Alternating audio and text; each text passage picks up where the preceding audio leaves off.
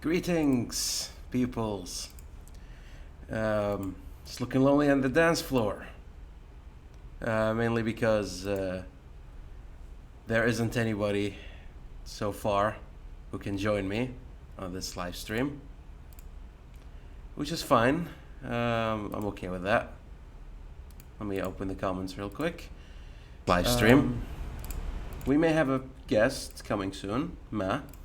If he shows up, he shows up. But you know, from our experience with Ma, it's gonna be it's gonna be a solo stream. All right. So yeah, we're gonna depend on you guys in the comments to keep me company. Yeah. So let's begin straight into it. Welcome, guys, to the Salt Grinder. Respect is a suggestion. Okay. Louie couldn't make it today, and he sends his regards. We're gonna take over. Not much guests, but we'll manage. A lot of people are attacking Blizzard lately. Have you guys noticed that? Ever since the Hong Kong thing happened, or the thing with the Hong Kong guy happened, everybody attacked Blizzard, right? Everybody's coming out of the woodworks. I saw an article where one guy was like, was part of a WoW guild, and he made it like, he made it make something great again, and they made memes about Trump and whatever, and they were approached by Blizzard, and basically they had to change their name, and he quit WoW because of it, and he came out with his story, right? And everybody's attacking Blizzard, and Blizzard is not being idle, right? Blizzard is like also making statements, making stupid choices, in my opinion. Riot Games decided to like jump in on the bandwagon and try to kick Blizzard while it's down. It's like a whole plethora of weirdness, to me at least, that's been happening with this Blizzard situation. And it got me thinking. It got me thinking about revolts, revolutions, whatever, call them whatever, right? When the people who are the consumers for whatever place, you know, the public gets angry at some authority figure or another, whether it be a game developer, whether it be a weird a leader, a dictator, even democratic leader, doesn't matter, right? It got me thinking. Whenever somebody revolts, what's the right solution to that as a leader? And we're gonna get to how this relates to Blizzard in a second, but we need to break this down, right? And let's do it at a family level. Hold on. Seems we have voices. Can you hear me, man? Hello, hi, hello, hi. Hello. You're on stream. Hi, my name is Louie.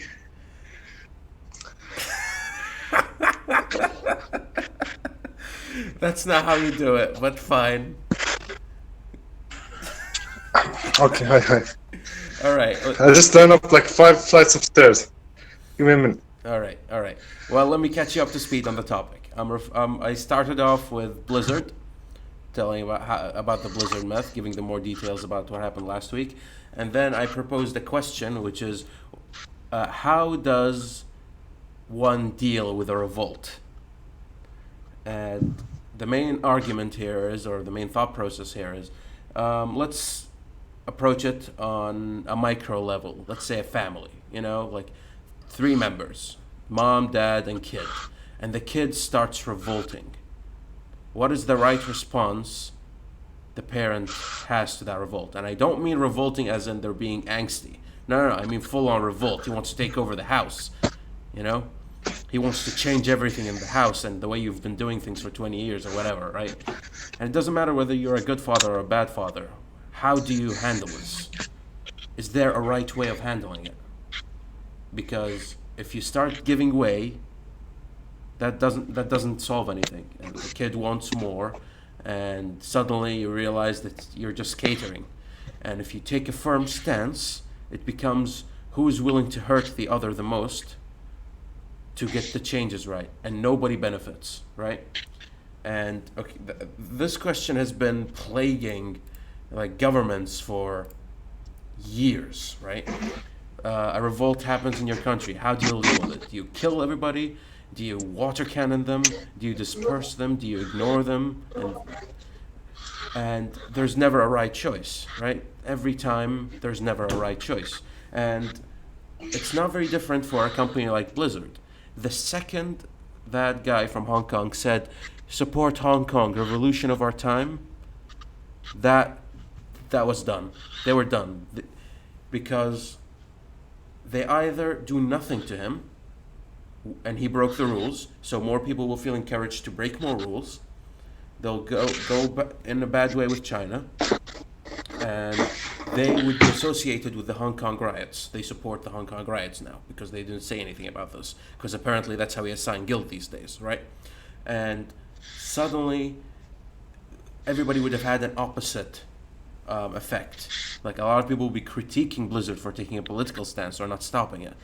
So they take a media hit from that. Or they can punish the guy for breaking the rules, which they did. And people would panic, but they'd be on good terms with there was no victory there, right? And people are revolting against Blizzard, and they're doing the classic move that a person in power does whenever they get attacked, right? And they were attacked. They weren't treasoned with. The people did not come to Blizzard and are like, okay, you done goofed and it's fine, just fix it and we're okay. No, everybody was like, everybody's coming out of the woodworks trying to attack it. And I bet other companies are like adding to the flame just to defame Blizzard more and more. And what happens is Blizzard is panicking. And they panic the same way the Chinese were panicking in Hong Kong when the revolts happened. The same way when the Arab Spring hit, all the leaders panicked whenever people started rising up. Because there's no right answer once a revolt hits. Once it hits, there is no right answer. You're either super on the wrong, or you're on the wrong, or you're minorly in the wrong. And you can choose to be minorly in the wrong, but that can be the demise of your empire, whatever it is, right? So again, I propose this question to you, man. I propose it to the comment section because this has been bugging me. How do you handle a revolt like this? Is there a right way to handle it? And you can start off with the child first. And if you take the side of the parent, you have to keep in mind that chances are this only ends in violence or the destruction of your kid, and that's something nobody does or nobody wants generally. So again, what do you guys think? Alright, gamer boys, okay. Now, I'm gonna put aside the child family analogy, because that one's too open-ended. Revolutions are the type of things where, as you described it, in a way or another you're trying your best to take the less of two evils. And when it comes to weighing out which evil is less, it greatly depends on the situation and context, yeah. what each way that you take will lead you. Let's take the Blizzard thing first.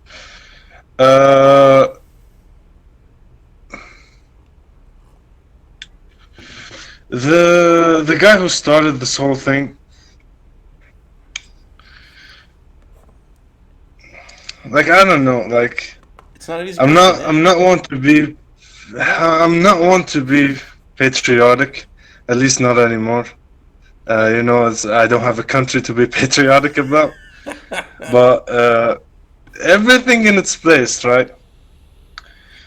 You can raise the argument that he was using a position of fame where his voice can be heard to an audience or whatnot to support something that he cares about. That's a fair enough point. But you gotta take into mind the consequences of what can happen. And what most people on the internet don't see is that they only see as Blizzard as, okay, they were shutting down, they were against human rights, They outright want people to die. That's what Blizzard wants. Mm-hmm. There's more to that than just that. They are against human rights. Uh, they have things that they are trying to maintain their business, and money is important. We got all these kids rioting in the streets, like protect our nature is more important than economics and shit like that. But you gotta remember, economics gives people their food. It keeps them alive, and the people at Blizzard are trying to keep their families alive too. In a way, you can say. Blizzard panicked, and I think the move that they did in that situation was the less of two evils. Like, or at least it seemed like so in the beginning. Because here's the thing: if people are gonna start boycotting a Blizzard just because of this move, uh, I don't know about the exact details of things, but it might be worse than losing their Chinese fan base or whatever. Because boycott is can be a very powerful tool when used properly. Most often it doesn't, and it's just something that the some people on Twitter get angry about for like a couple weeks. Then everyone forgets. But sometimes it can be used effectively. I'm trying to think of an example in recent times. Regardless, Well, Gillette in this case of the revolt, lost a ton because of their guys are evil. oh yeah, that was a everybody, funny one. yeah, everybody hit them for it. So that's one example. But No, the company didn't fall. They certainly took a hard fall, but and they mended their ways, and it was a good statement. But here's the thing: um, they attacked men, right? And I don't want to insult the gamers here, but oh, but um, if you throw a toy at a gamer and tell him you have to lick my boots first, chances are they'll lick your boots. That's a sad thing, but that's what gamers are, right? It's at any time they complain about like the new Call of Duty or the Fortnite or whatever, they still keep playing it because either it makes them money as Twitch streamers and all that, or they want to be part of the trend, or they really like the game, but they also have dignity, but they can't reconcile the two, so they chose the game over the dignity, right? But that's besides the point. I want to address a comment here. Hassan, you said that you have to instill fear in the hearts of children to run your house. Um, there's a problem with that, though. there's a Because problem, big once problem. the kid develops his own identity and his own strength, your fear doesn't work anymore. Look at how many I'll have you houses, know, right? Yeah. like, kids don't have any clue how much their parents are afraid of them because of this sort of scenario going in their head. Um I know some people who've told me stories about their parents, and from what I understood from their descriptions of like their father's action, it's clear that their father is trying hard to maintain whatever power he can because he can see he's rapidly using it. And it's not that your dad doesn't want you to be powerful. I think your parents want you to be a powerful person. It's more though that power, if you use it the wrong way, uh, you're just going the wrong way, and they can't do jack shit about it, and they don't want to see that. Like, you can use your what do you say, your own. What word did you use, Julian? Oh, Identity. identity, yeah. Developing their own Yeah, you can. self-autonomous thoughts. That autonomy ruined many lives, and it made many either. So it's a risky thing, and Well, here's the thing. There is no real right answer to this, right? But whenever we're dealing with children, but again, what is it better to be feared or loved? You asked that, Hassan, right? And the answer is neither. It doesn't matter. What matters is one thing: is that you are powerful and you are okay with things going south, and you can handle that. Love or fear, I don't like it, mainly because it creates aggression and everybody waits for you to get weak. You know, I read a ton of history, right? I listen to a ton of history, and I like a lot of psychology. And the thing with psychology is that it really links well, right? So um, if you see like chimps, the chimps that try to wrest control of their community because they're social animals by fear and being the strongest and hitting everybody, they don't have long reigns. And the second they grow weak, everybody like takes them out, and then a new guy comes in. But the chimp that treats everybody well, those guys reign for a long time, and nobody has an issue with it. And the idea is, it's not about being loved or being feared. It's about, you have to be powerful enough so people don't do anything to you. So that's the fear element. That's the mature type of fear you wanna implement. But you also have to be fair. You don't have to be loved. You have to be fair enough that people are okay with giving you sovereignty. You don't have to do everything right. You don't have to cater, because that's what being loved is. Like, the second you're not loved, you feel you lost power. And the second you lose power, you feel you lost the fear. Right? And both create bad results. Look at any company, look at any historical period. You'll find this dynamic happening. But any balanced regime has a fair ruler who's also powerful enough so people are afraid of cheating him, right? It's never one or the other. It's like, what would you prefer in an electrical current? Do you prefer, or in electricity? Do you prefer the voltage or the current? It's an oxymoron, right? Both work together to do stuff. The second you take one element out, there's no point to the entire equation. And they're not opposites either. Love and fear are not opposites. You can love somebody and fear them. Look at any dad, right? That is proper. The classical dad is loved for providing for you, but feared because if you do something, either the disappointment or the rage is what you're afraid of, depending on the dad, right? So those are not opposites if they can exist at the same time.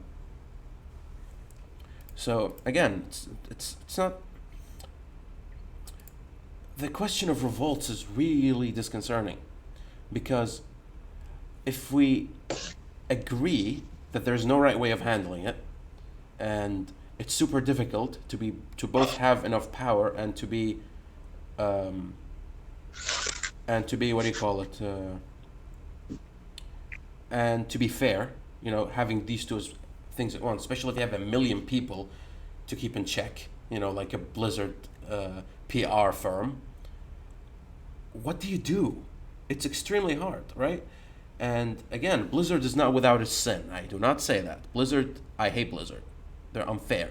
I don't like how they handle their Hearthstone. I don't like how they cater and pretend that they're all about being woke when it's about the cash.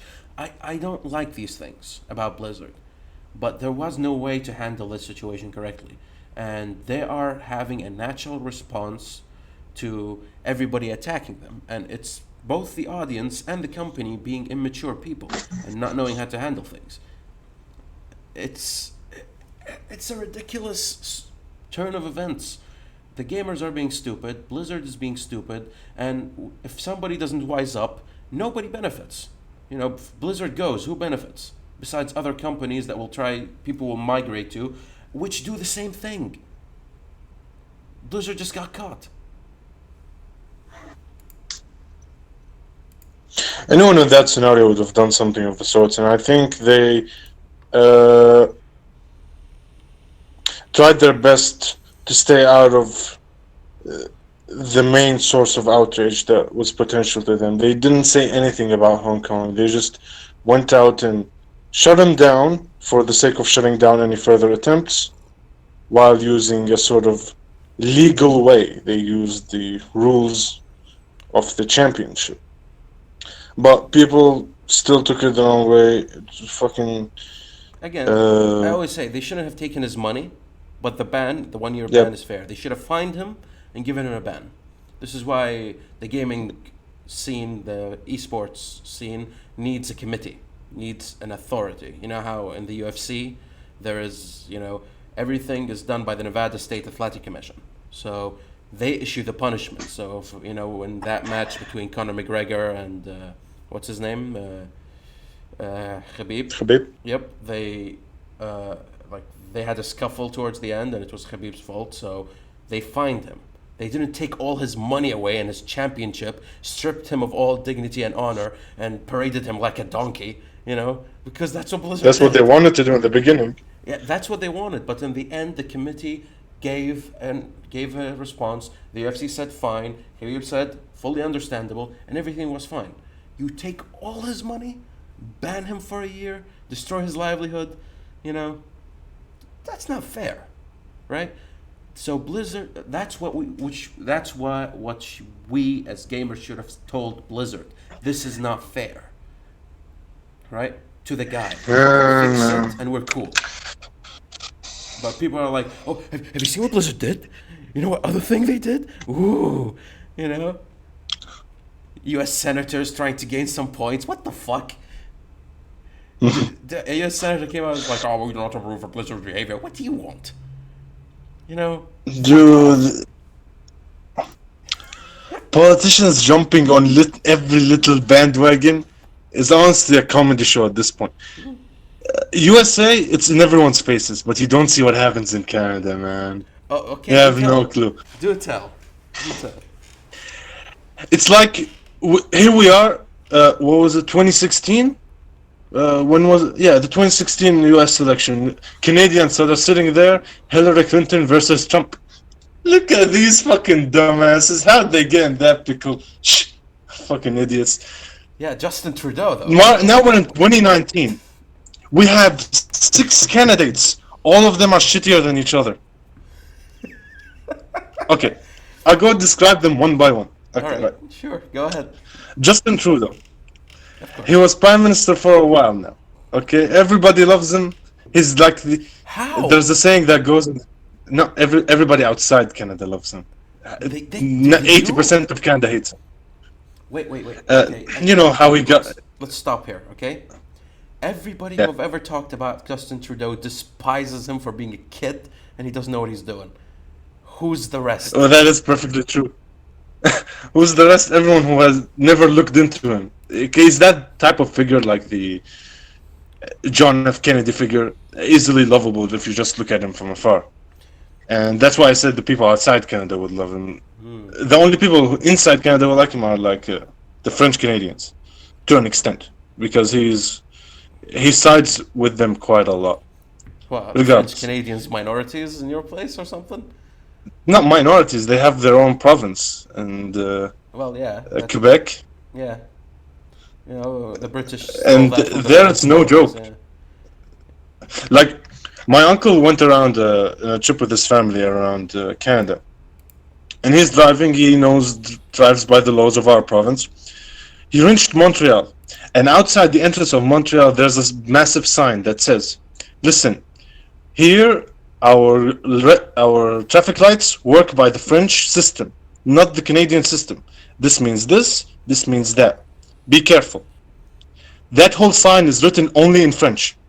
What's the point then? It's not written in English. What's the point? Like the entire city runs in French. They don't talk English as much.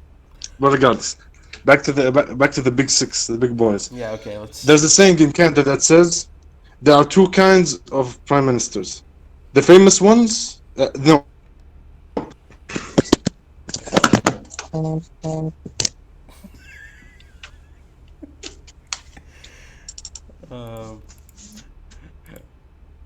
Oh shit! I think he got hit by the FBI or whatever is the nice equivalent of Canada, but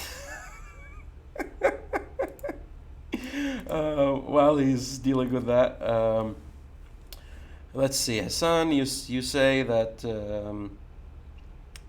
morals are a biological compass, that even other animals value fairness and are only if it's social, and they're not like ants where like everything is like not autonomous, but rather or everything is for the sake of the colony, and nobody has free will, but any social animal where the individual takes over the collective, that's what people want fairness in. Hell, that like if you think about it, that's what marriage is, isn't it? Everybody wanted to have a fair share in the reproductive side, not just the top dog gets all the women and the bottom feeders, deal with the bottom feeders and get none, right? So what happens is if you introduce a social contract where one female and one male enter together and that's it for them, well, both to get their sexual needs taken care of, not to the maximum, but hey, they can procreate, right? And that's fair on both ends, right? Okay, let's do this and do that and do this. Hello. Hello, you're back? Okay, how's this work? I can barely hear you. Let's try this.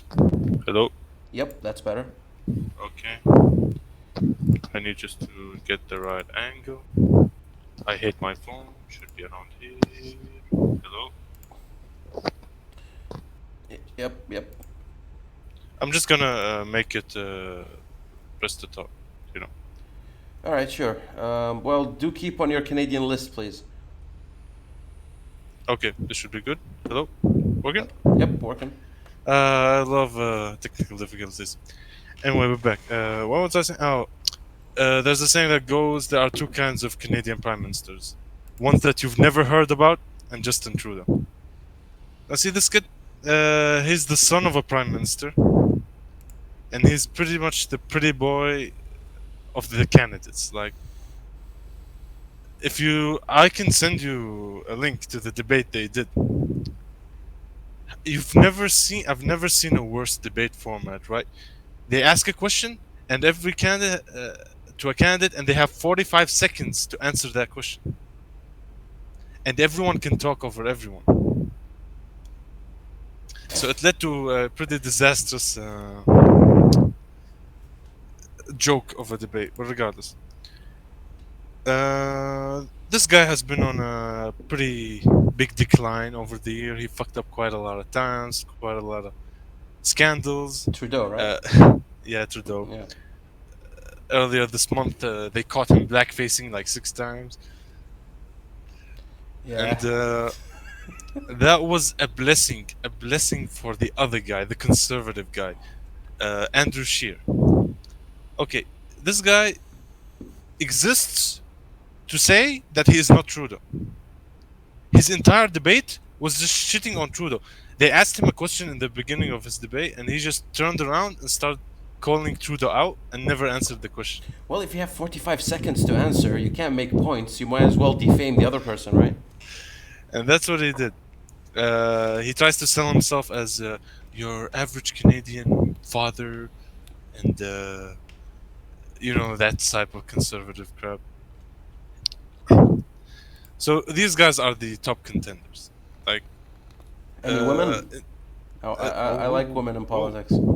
Okay, there is one woman candidate, female candidate. She's Elizabeth May, if I remember the name correctly. She's the leader of the Green Party, which are somewhere to the left of the Liberal Party.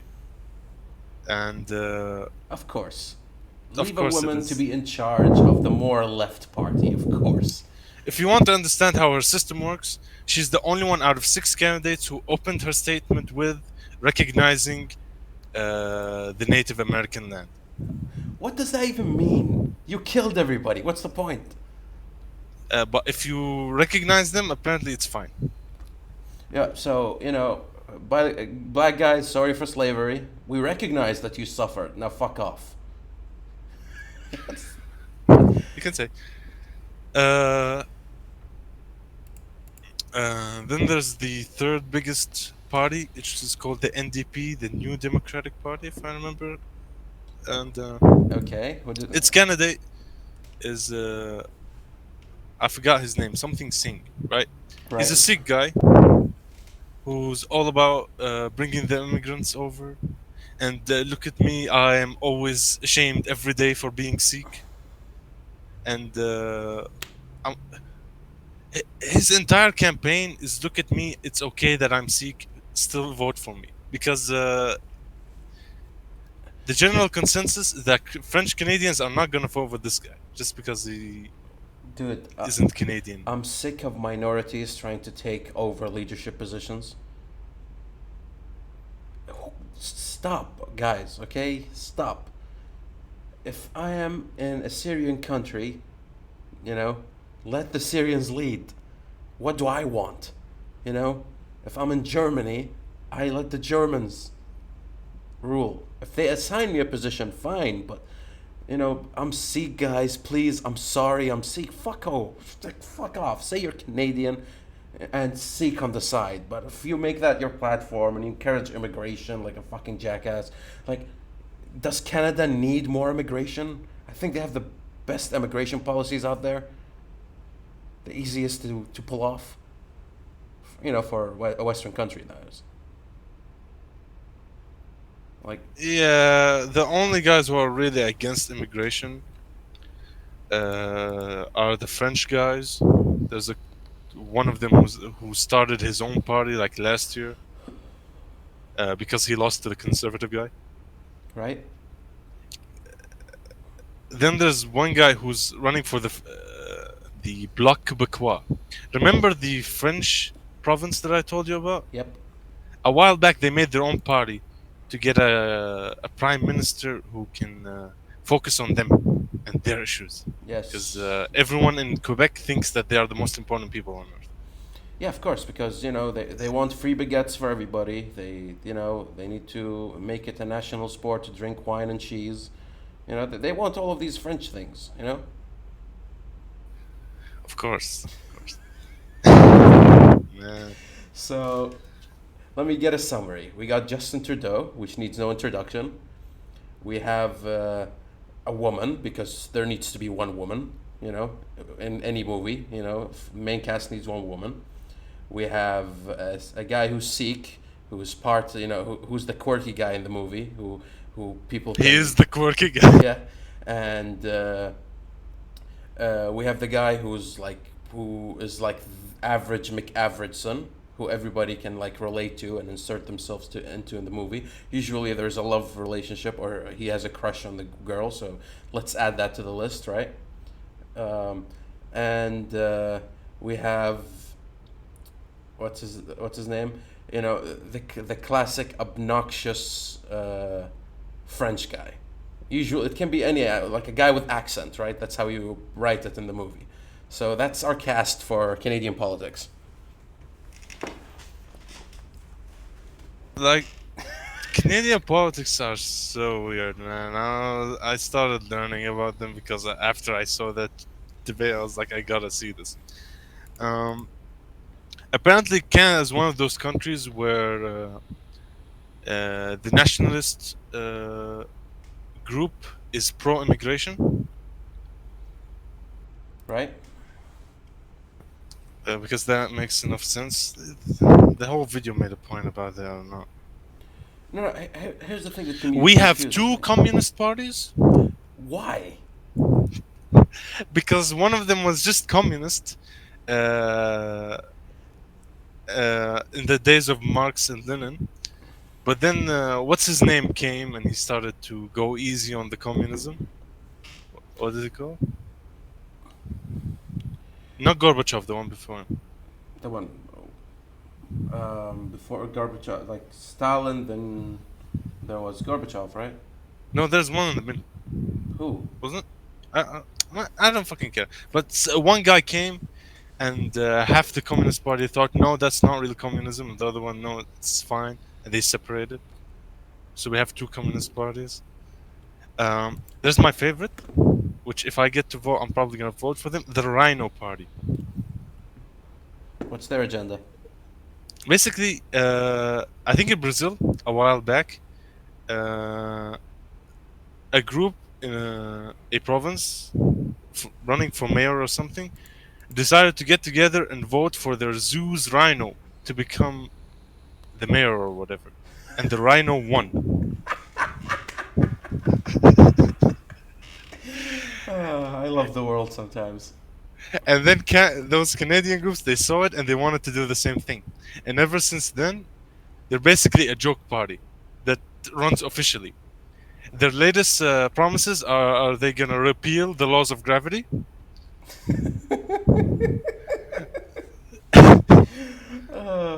I'd vote for that as well. Like that is the only thing that makes sense at this point. Oh, dude, back in college, there's always elections in college for like students, that and people fight staunchly for it, right? In Kuwait, at least in Kuwait University. And when I heard that I have the ability to make my own party if I wanted to make my own party. And basically, I was gonna make it a satire party, and I was gonna make it on my graduate year. Sadly, when I reached my graduate year, in order to make a party and you have members, you have to have a GPA of above 3, and I didn't, so I couldn't. You're too dumb to be a lead. Yes, pretty much, right? Actually, let me talk about this. Let me transition here, right? I went to college, right, and I made myself a promise because I didn't enter engineering out of choice, right?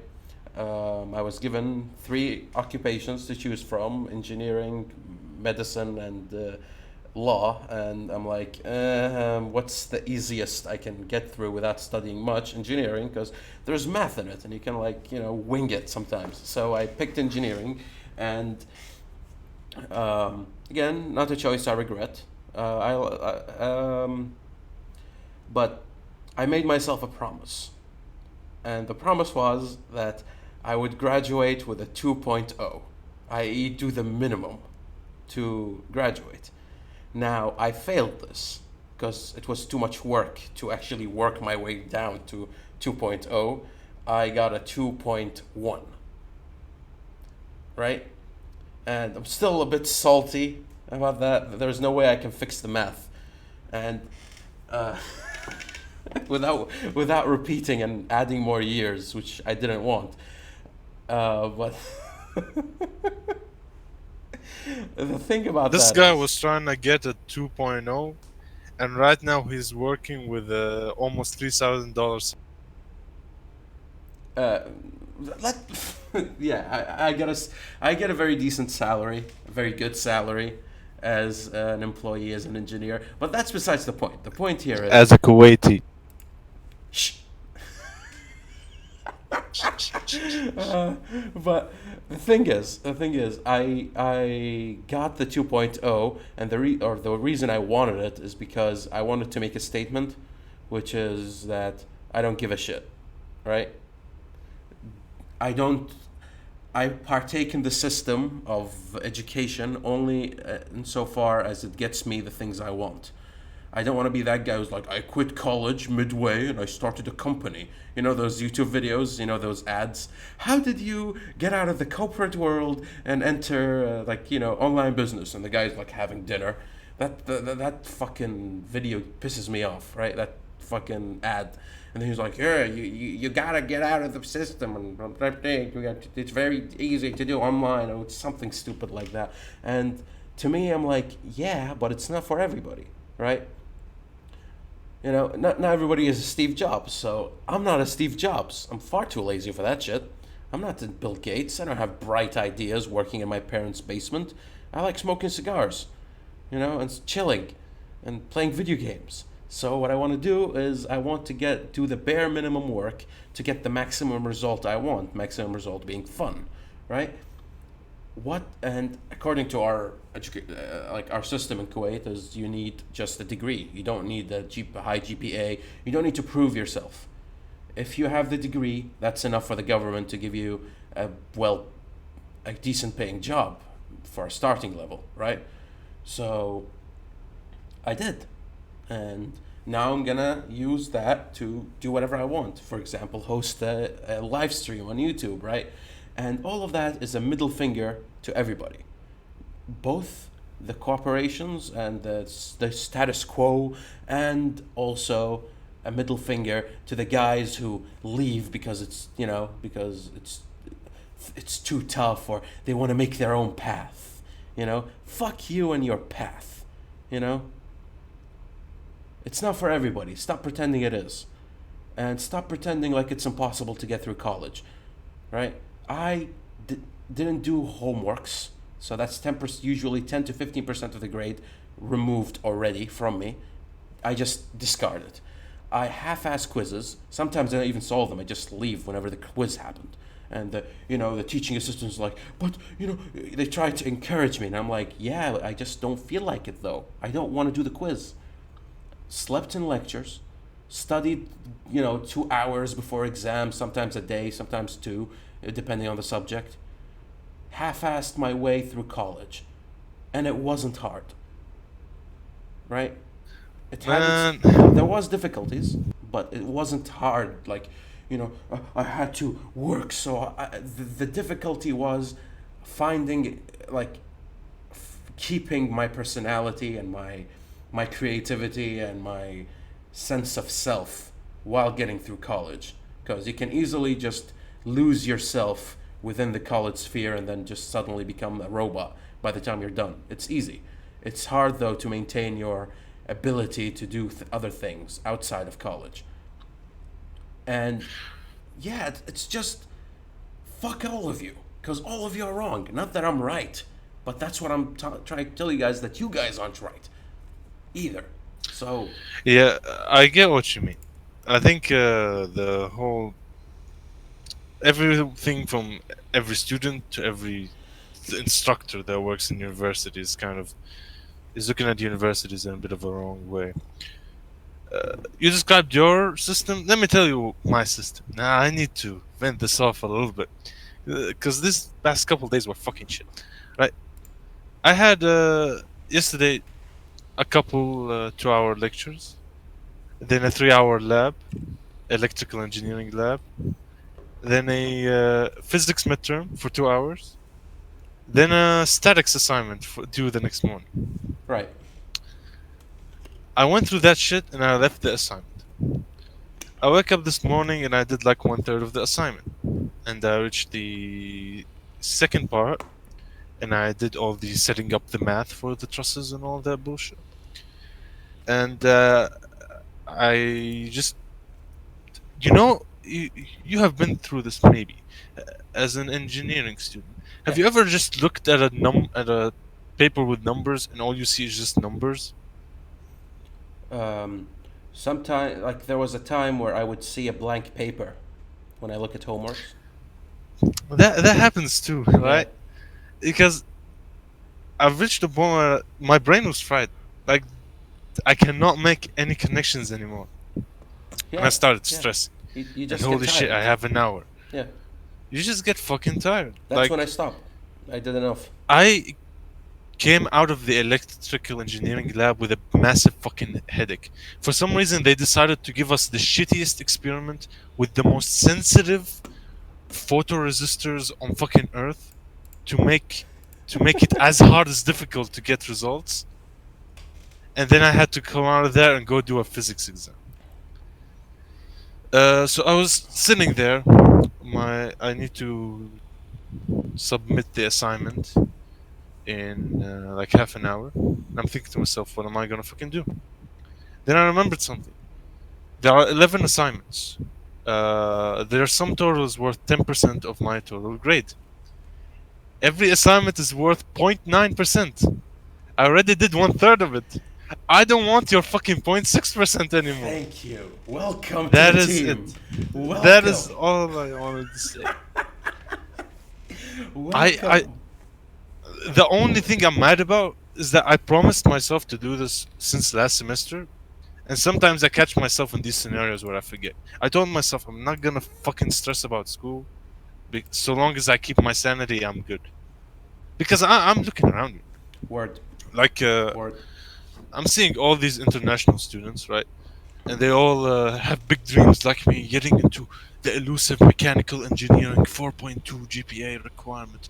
Wow, how are we gonna do it? And they're fucking pulling their hair out every single day because they want to get into some bullshit ass mediocre school.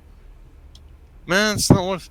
It's not Like, worth it's it. not worth It's not. Yeah. losing your sanity about it. Not only that, your GPA no longer matters the second you have 3 years of experience in. And to answer Hell, Hassan, fucking correct. I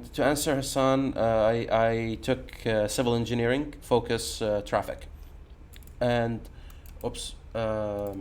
Thing is, thing is, it's none of the college thing. Again, what do they people call college? Like it's a tutorial that you pay millions for, right? Only to realize that you learned nothing.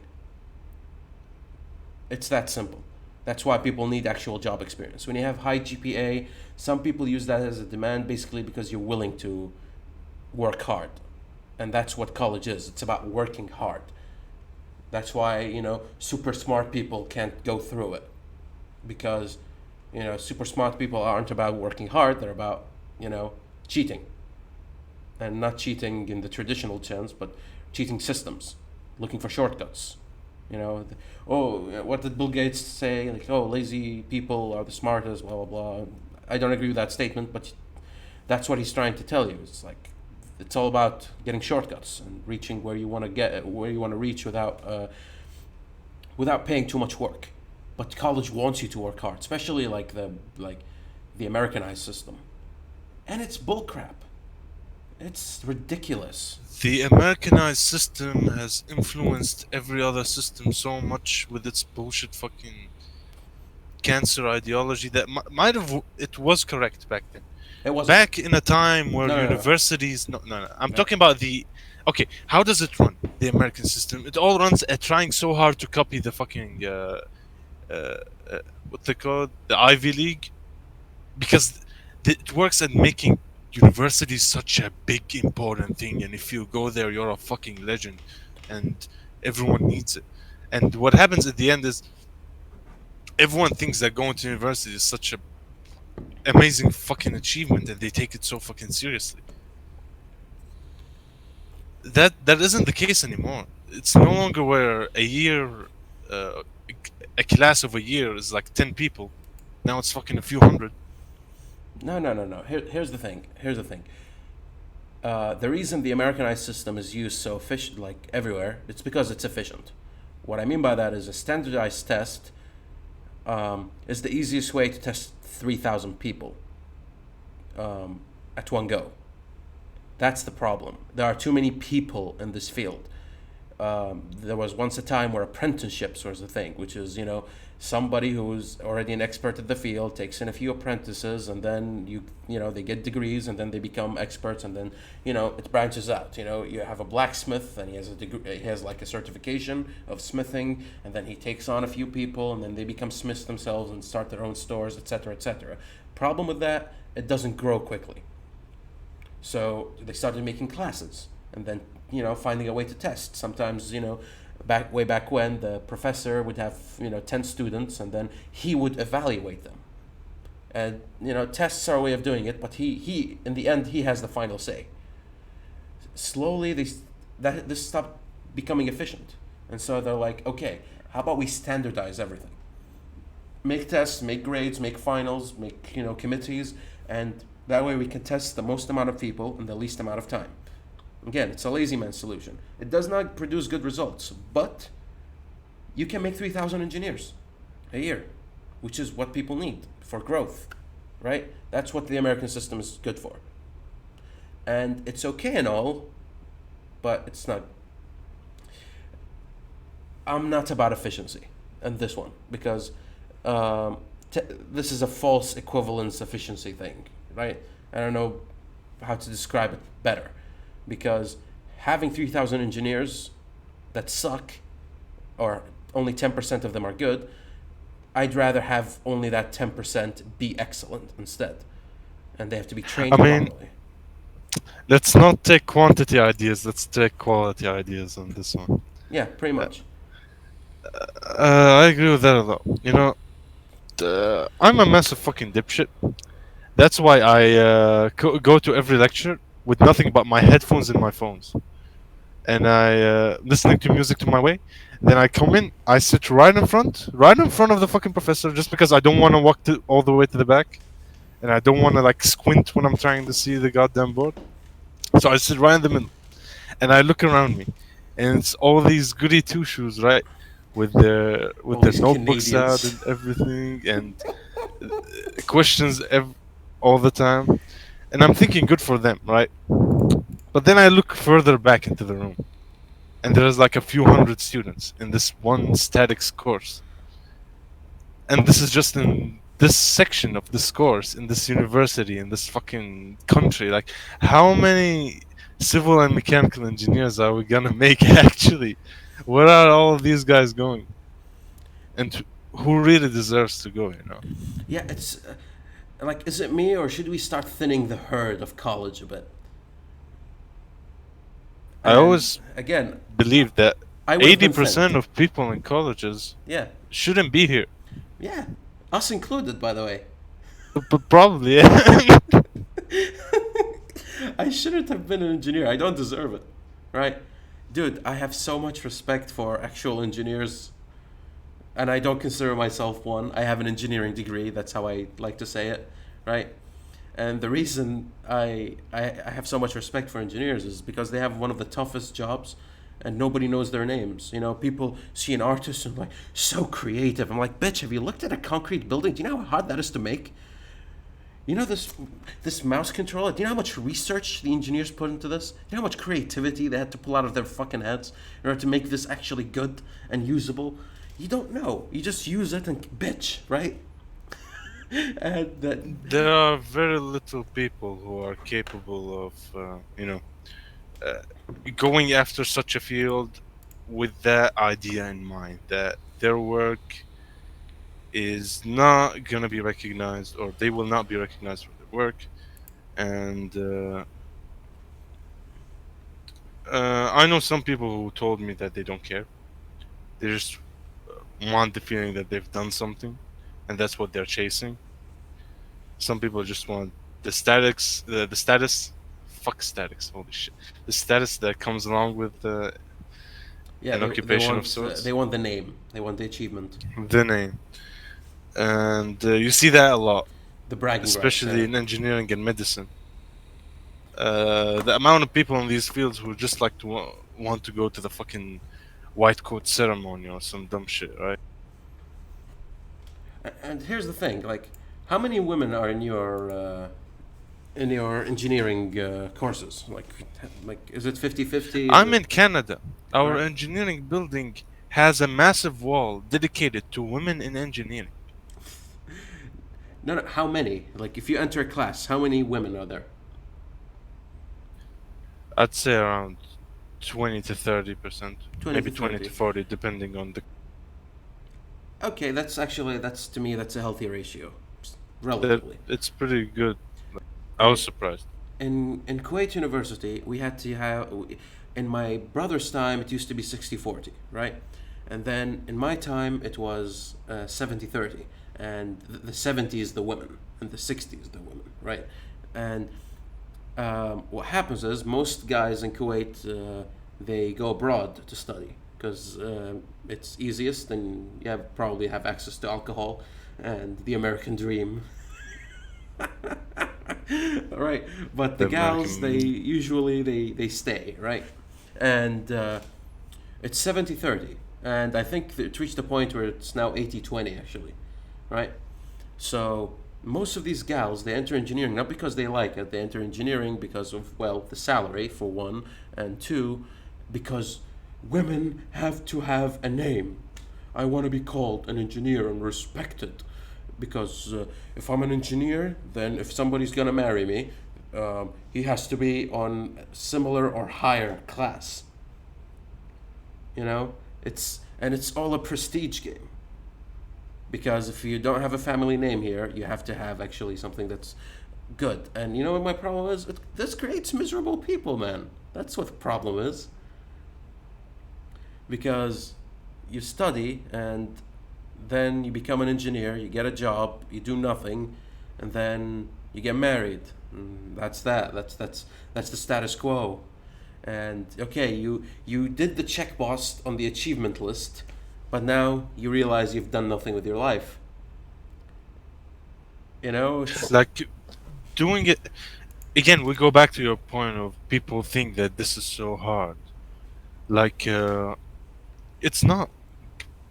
Getting the name engineer is not that hard. It's not as hard as you think. If thousands of people, fucking millions, can do it every year, every whatever, in all around the world, why is it such a cool thing? When I tell people I'm studying mechanical engineering, they look at me like I'm fucking the God. Jesus the Third. Yes. Jesus, like, oh my God, you're so smart to be in that field. No, no, Dude, I'm just, you should see when like how like like in my job I had one actual hour of work because right now everything is slow. My job is basically inspection and I inspect schools for damages and then I make recommendations on what the damages are or how we should fix them.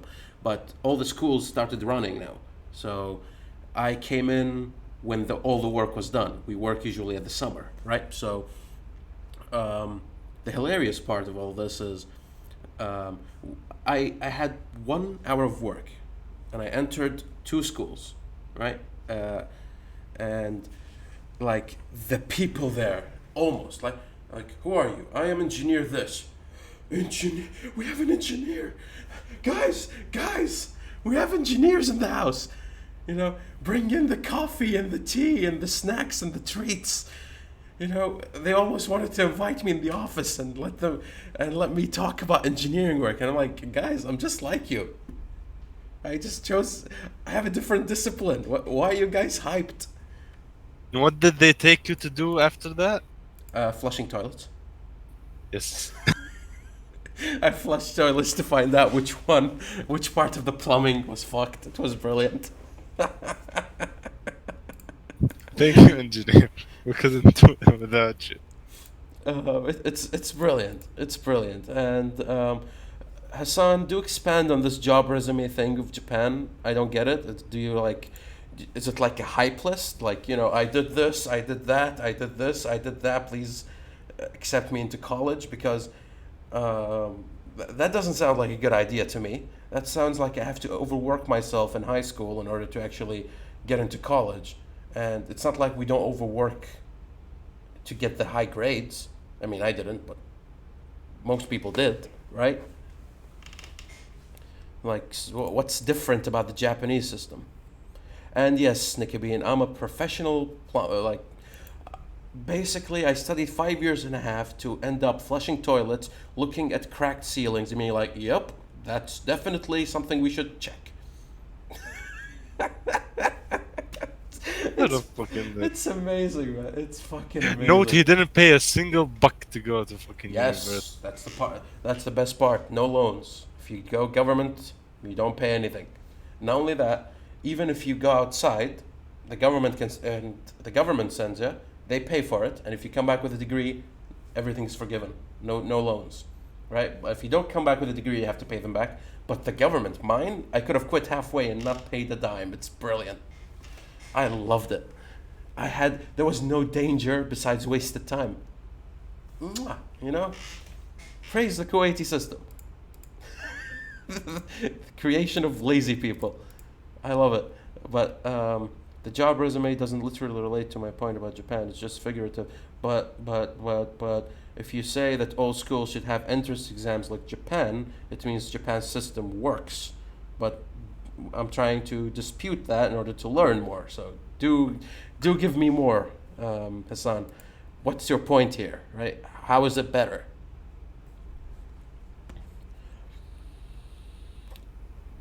I don't really agree with the entrance exam method either. Reason being is It's not an all it actual does evaluator. is Yeah. just it's not an evaluator. You're still using a standardized test. Number one.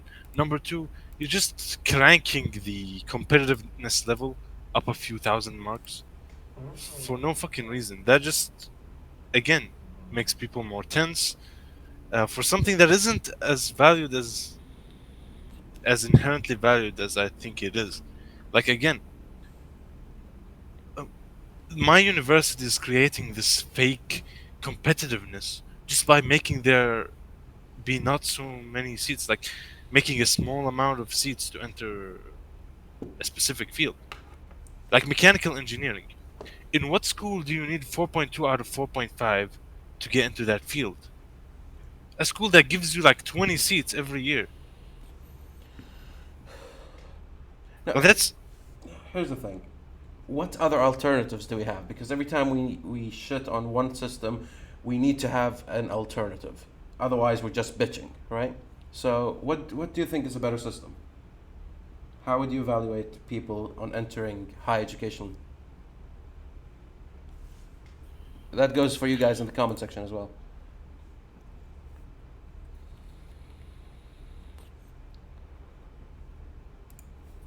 I think that I don't have much research or expertise, so I'm gonna think of. Yeah, just I'm tell me gonna what suggest you something I feel just thought of. works. You don't. Yeah, just give me what you think. Think about a system where to enter a field there is no standardized test, and to enter this field you need a certain amount of. It's not GPA. We Right. can use the credit hour system, sure. We can use credit hours, but in specific courses that are more case specific. Because the main reason I'm bitching about my current situation is that the first year engineering is unified for all different engineering subjects, right? All Right. different fields. And with it, you get the problem of courses that will only matter if you go into this field rather than that one. And what that ends up doing is that if someone is not good at or interested in a specific idea or course or subject in those lists, they're gonna suck at it, and that's gonna ruin their quote unquote uh, like how good they are seen in the eyes of the person who's gonna determine whether or not they enter. And, for example, if someone just wants to get into computer engineering, why you gotta teach them statics for? Why you gotta teach a electrical engineer chemistry? Why you gotta teach Actually, it's things important to of the teach sort? chemistry to an electrical engineer because you're going to be dealing with chemicals sometimes, and you need some background. You need to know the language, so you need the 101 basic introduction course. But yeah, Fair statics enough, for but computer, we don't teach it here in our universities. Computer engineers don't need statics. my idea is the same. Um, and to be honest, we've been bitching long enough about the standardized test system, but I think it will be pretty hard for us to find a replacement for the sole sake is that the standardized system works because of the student load that we're working with already. Again, standardized tests are the best way to test 3,000 students at the same time. Um, what if that's the problem?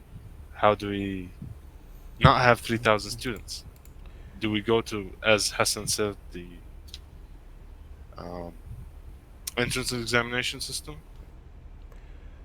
Well, Hassan made the response to my question, which is the quality of the results of your efforts matter. And it's to test your character in order to see if you're the kind of person who should be granted such opportunities.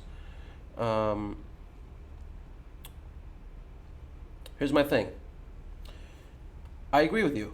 And the method I would choose is it's the same way somebody gets a PhD, funny enough, right?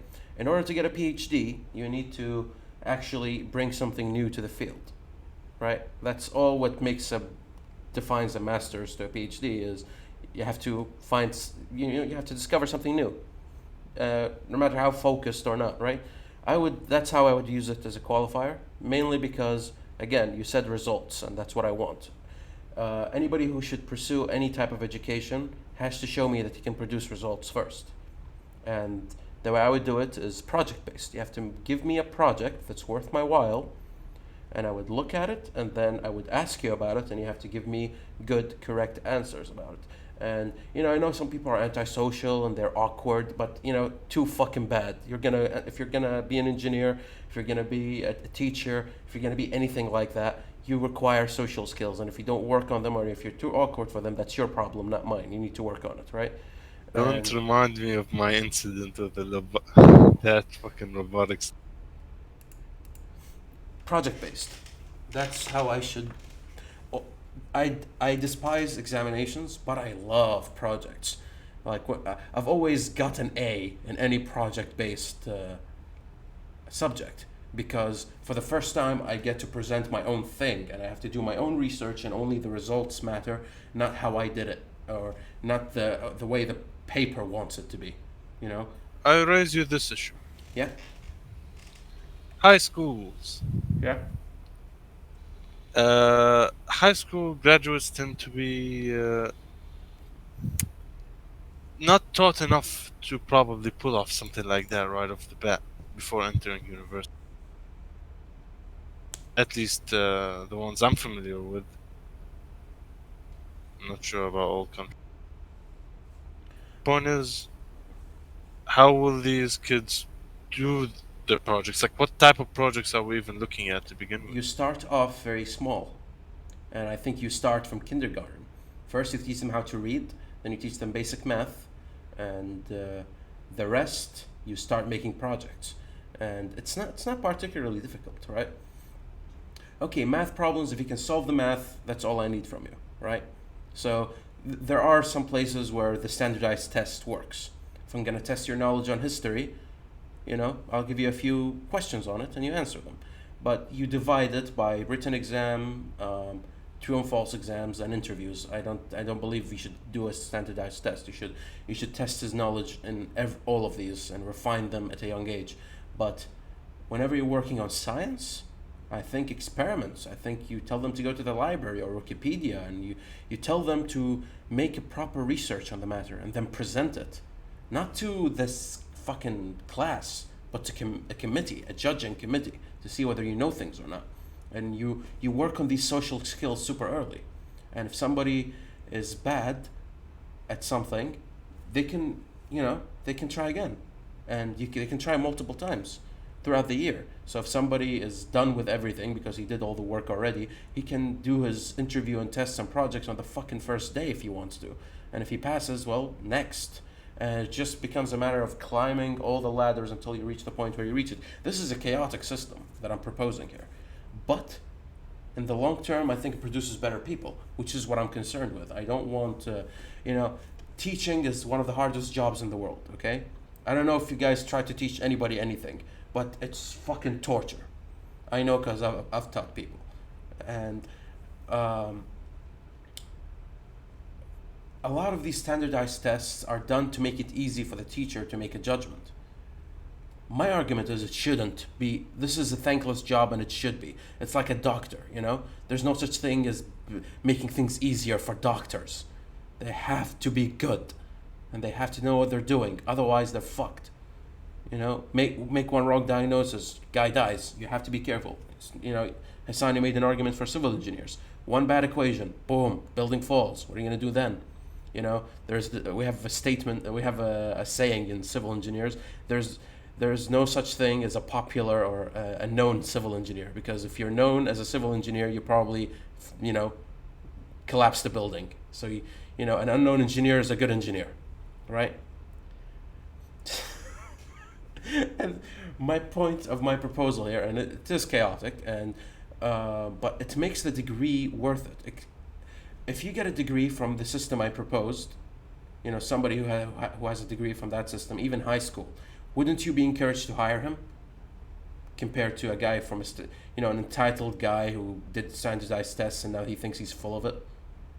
Especially like kids, whenever they graduate, they think they're so full of it, and they know, they got straight A's their entire life, and they think they own the world, and they have monopoly on knowledge because a number told them to. It's very different from when you can bring out a fucking robot or an app or a program or a video game or a poem or a book or a small poll, because you can, as a civil engineer, my argument is your projects should be small. Design a light pole. Design um, what do you call them? A cover, for car parkings. Small stuff like that. If you see a guy who has 100 of these projects throughout his year, wouldn't you trust him over the guy who got the high grades?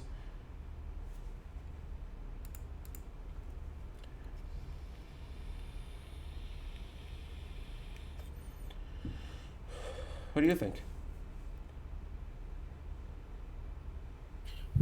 I think at the end, uh, maybe that screws over the hardworking people. It doesn't. They have to make Benefit. projects, same as the rest. And if they're good, they're good. Gonna make good stuff, and that's actual experience, don't you think?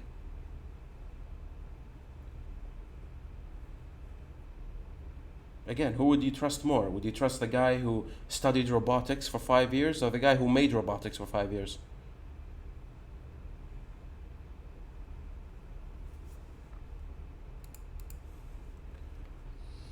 I see what you mean. Exactly, right? Isn't it the responsibility of engineering students to actively pursue internships as to prepare for the job market that requires a reasonable level of experience for college grads entering the force? Yes, it's the responsibility of the engineering students, right? It should be the responsibility of the faculty to provide them these opportunities to give these internships. That's my problem with the education system, is that if I actually want to learn and be a good person at my job, I have to do all the work with no guidance and survive the college thing. That's not how it should go. I should be guided.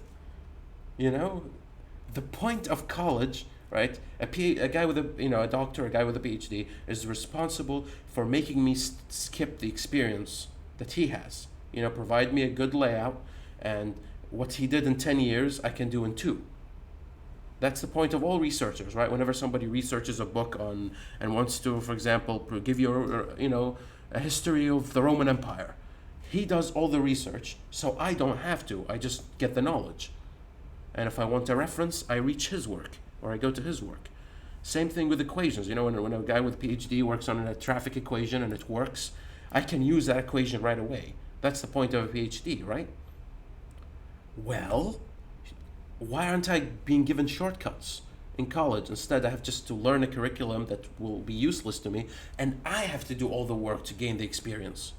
Shouldn't college be the experience? Because so far it's not.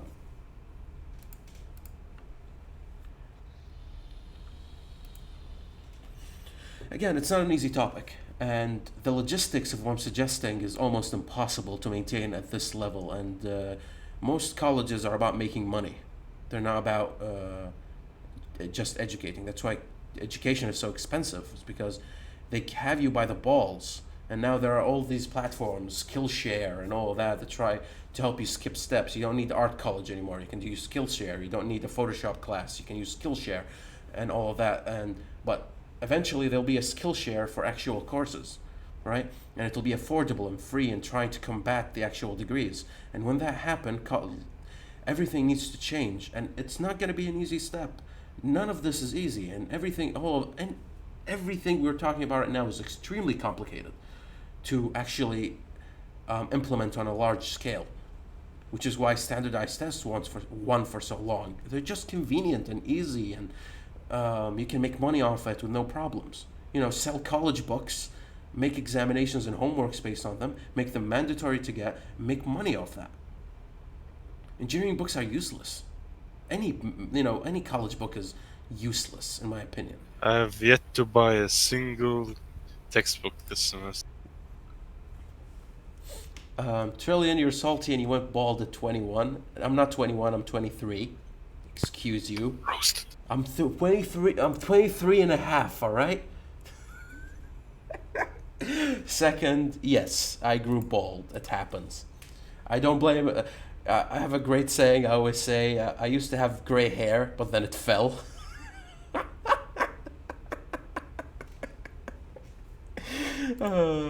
Like a bunch of gray hairs right over here just fell. And I enjoy being bald. I don't know if I ever mentioned this to anybody of you guys in the stream, but I do like being bald. And the reason I like being bald is because I've always wanted to be bald, but the reason I attempted it once and my mother had a heart attack, and she made me promise never to do it again, you know. And years after, when my hair naturally started receding, I decided you know, to take the opportunity instead of going somewhere, and we can afford it, to actually, you know, take a hair transplant and have hair over here. I'm like, how about I take the opposite route and do what I actually have always wanted, which is just have. I've always despised hair on the top. I love the beard, but I've always despised hair. And the reason is it just gets too messy. You need to do this and you need to do that. You have to use shampoos. If you know, towards the ear area over here, if the hair gets a bit too long and it starts tickling my ears, I get fucking agitated. I hate hair, right? So yeah, I just shaved it off. Took the first opportunity I could and used the baldness as an excuse, so my mom doesn't feel too bad about it. Absolute legend. Well, why do you trim your beard again? I trimmed my beard. Again, I love my mom, okay? But she has a thing against beards. I don't know why. Women in general have a thing against thick beards. They want, you know, stubble. They want, like, they hate whenever the beard is too long. I don't know why. I know why it's from my mother's side, but I don't know the rest. The reason my mom despises it is because usually a long beard is a religious symbol here. If you're religious, you grow your beard, right? Um, and my mom has lived in a neighborhood way back when, filled with these people, and they make life difficult. You know, a religious person is never fun to hang out with. You know, Aziz, I wouldn't even like. He's religious, but he keeps it to himself, like a fucking man. You know, go Aziz, Team Aziz. But most religious people like try to enforce their religiousness on you, right? And it's fucking annoying. And from my mom, she doesn't want her kid to be associated with that. Second thing, you guys tell me I look 41. That's another reason my mom dislikes it. My mom, I have a wallet, right? And my wallet is like just black leather, and that's how I like it. I like things bland because I'm a bland person, at least when it comes to my choice in attire and whatever. And my mom despises it, and she bought me a wallet once, and it was all quirky and nice, and I'm like, ugh, it's ugly. Why would you give me that? And she was like, you need to look young. You need to look your age. You need to dress your age. You know, you're gonna grow old and wear bland like 10 years from now. You should look your age. And to her, a long beard really makes me look older, and she dislikes that. So the reason I trimmed my beard was basically my auntie, which is my mother's sister. She said, I like, just give me a chance and I can make your beard look good without trimming it too much. And I'm like, I always give something a shot, right? So I'm like, you know what, auntie, do what you want. Here's the razor, here's the whatever, fix me however you see fit.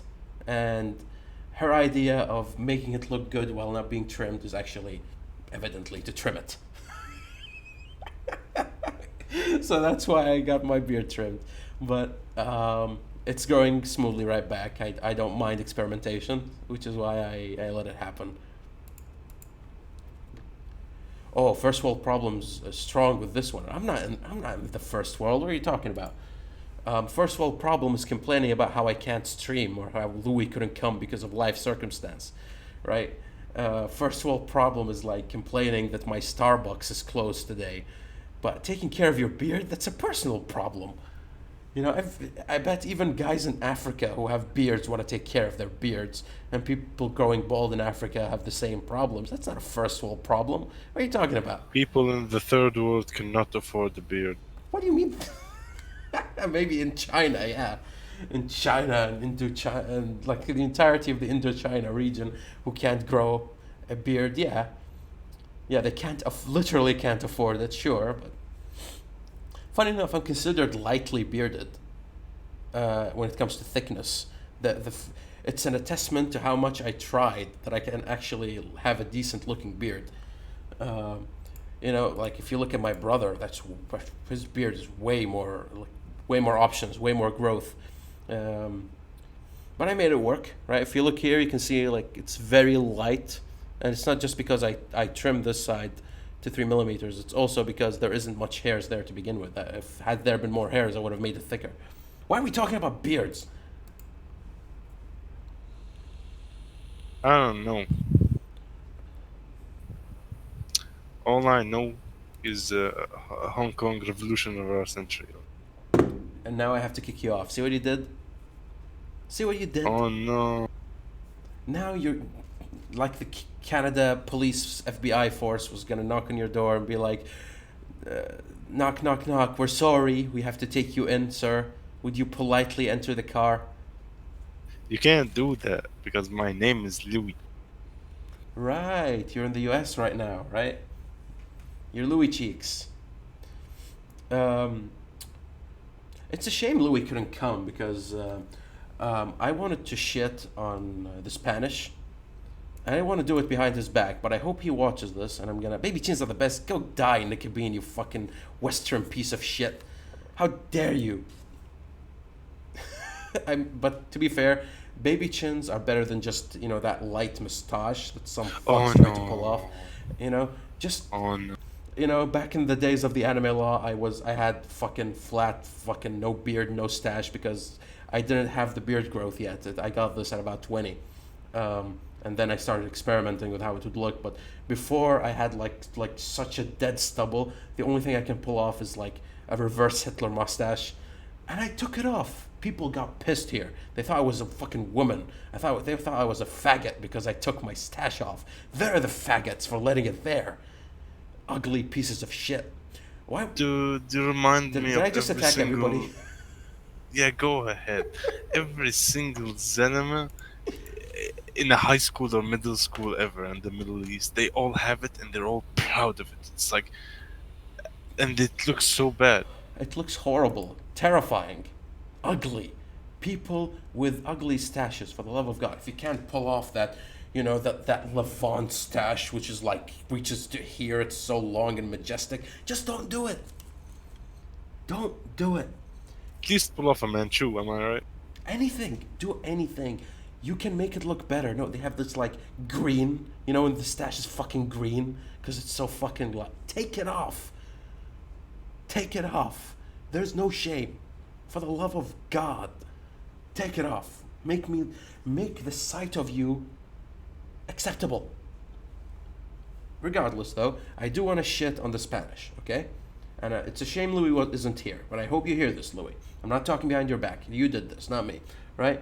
And recently, there's been a shootout in Mexico. Like an entire city got sieged by cartels, and somebody's son, El Capo, I think, got arrested or something. I'm not very familiar with the situation. All I know is that the government released El Capo's son because they wanted to avoid a civil war.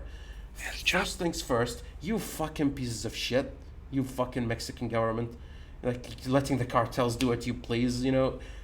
You can't. Ugh, it pisses me off as a guy who's like, who despises cartels to see this. But another thing came to mind, which is that's what you get for being a Spanish colony. That's what you get. Yes, I agree. Right? You know, all these people bitching about Mexico. There's a reason everybody wants to go to America because America, Canada, both these places used to be British colonies, and Britain did one thing, right? They gave sovereignty to the individual, right? They're all about the individual. That's what the Protestant church is about, right? It's all about empowering people. And because of that, the American dream got formed, and things are, you know, the British colonies don't look half bad. But you go to, you know, the Spanish values, Catholic, which is horrible already, right? Not only that, you know, familia, all about the familia, right? Well, look, here's what familia does. Fucking shootouts. You know, maybe the individual is the solid unit we should work on, not the fucking familia. I get fucking pissed at this. Because I look at the entirety of, like, Southern America and Mexico, and I'm like, ugh, if only the English fucking oppressed you. If only. God damn it, Spain, and your failure for colonies. How dare they? Ugh. fucking pisses me off.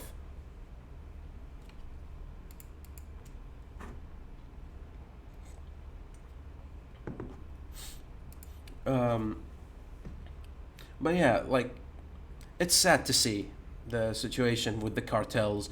I don't mind the drug trafficking. I mind the violence, right? Because I imagine my country. My country is extremely safe, right? It's safe. It's chill. You know, we complain about not having enough pay, even though we get paid the most out of like the known world, right? We travel, like, we complain if we can't travel to London every summer break when it's too hot here. We need to run to somewhere colder.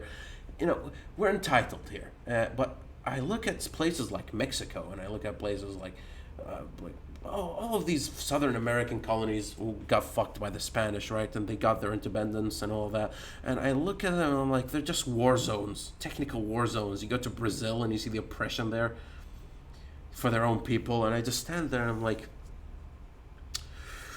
you know, just how can I complain about the states of my own? Dude, my complaints about my country. We don't have enough culture. We don't have enough creativity. We need to increase the level of education. There needs to be more order. We need to give the youth opportunities to actually get better.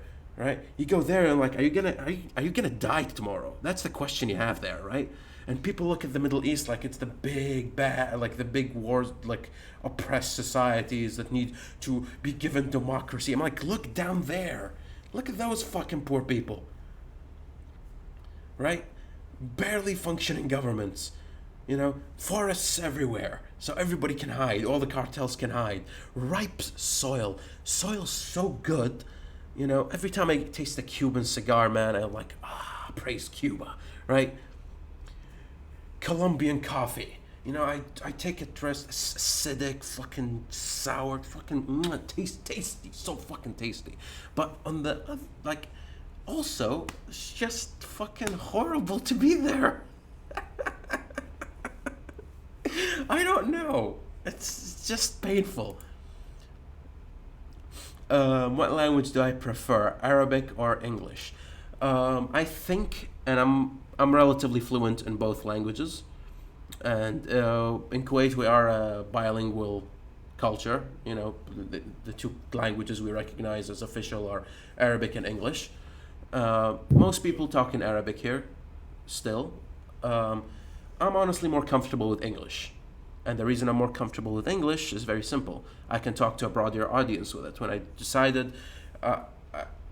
I decided to approach my creativity, writing, poetry, reading, drawing, all of that, I asked myself. I had like, you know, a split path, Arabic or English, right? And I looked and I'm like, I can talk to more people and explore more and learn more with the English language. With the Arabic, I just have access to this limited audience that may or may not like what I say. And let's just say I'm a very controversial person, right? I don't exactly choose topics that are safe for work, right? The things I like to talk about, the things I explore, are not exactly good for polite discourse. And that's all what Arabic is for. Dude, you look at... actually, let me complain about this. In high school, there used to be those poetry competitions, right? And they used to be in Arabic. And you would write your own poems, and then you would try to say them. And same thing for writing, like poetry and writing. And the one I want to bitch about today is writing, right? They had a writing class, and the competition winner was basically, he wrote a story about a kid whose dad is ill and he doesn't have any money, so he goes around and he tries to get money, and then the kid takes the money, gives it to the dad, and then somehow he dies because he's in a war zone. And that won first place because the innocence of childhood, and he put his faith in God, and all of that's fucking stupidity, right? And I sit there and I'm like, that's the thing that wins. 3 things that win in Arabic. You have to praise God and the Prophet somehow, which I don't have no problems with, but it's a very limiting theme, right? You have to add some child innocence thing, usually, because people love kids, right? And it has to end with a moral, not a question, right? It has to end with the value of charity. And if only people helped this kid, he wouldn't have died trying to help his dad. You know, and I get so fucking angry because it does nothing. It's one of these things you read and it's like, no, that's not, dude. When I read something, the things I love are the things that make me don't sleep at night because the thoughts are so overwhelming. You know, what is this? This does nothing. And that's what the Arabic world likes. So I'm incompatible with the Arabic language. I'm made peace with that. This is why I'm more comfortable with English. Trillion, yes or no question. Have you told your parents you're gay yet? Judging by the question by the fact that I'm alive, I would say I haven't.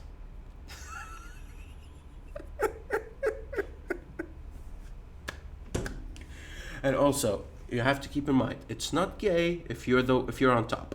That's the Kuwaiti rule. That's the Arabic rule. If you're on top, it's not gay. So I'm technically not gay, all right?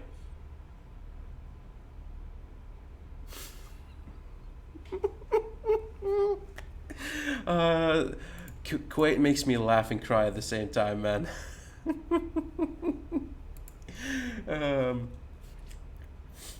But yeah, when it comes to like the Arabic language, there's so much I can bitch about, man. Because it's a beautiful language, but it's also a dead language. Don't you think?